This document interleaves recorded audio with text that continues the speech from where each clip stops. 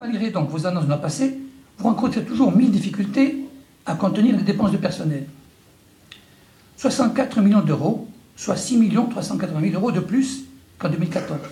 L'opposition déplore que la masse salariale atteigne 69% du fonctionnement de la ville d'Ajaccio. La majorité argumente, les équivalents temps plein sont passés de 1654 en début de mandature à 1704 en décembre 2017, soit 60 de plus, un choix assumé. Ça fait partie effectivement de la politique assumée en termes de recrutement que nous avions indiqué dès notre prise de fonction, à savoir un renforcement des filières techniques sur la propreté, sur des crèches, sur la police municipale. Avec 125 millions d'euros de recettes, les comptes de l'an dernier sont excédentaires de 3,7 millions. Mais la dette est de 74,5 millions d'euros, soit 1018 euros par habitant. La dette continue d'augmenter. Les investissements hors remboursement du capital des emprunts ne sont réalisés qu'à hauteur de la moitié des prévisions.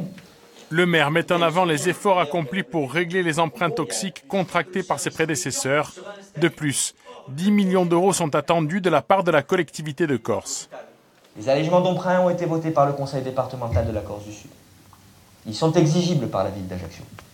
Ils ne sont pas inscrits au budget primitif de la collectivité de Corse qui sera débattu en fin de semaine. Je ne laisserai pas faire. Je l'ai déjà annoncé sur le plateau de Contraste en votre présence, monsieur Léonette. La ville est lésée. Je déferrerai le budget si cela est confirmé. L'Assemblée de Corse devrait voter son budget demain. Le conflit naissant pourrait très bien se terminer devant les tribunaux.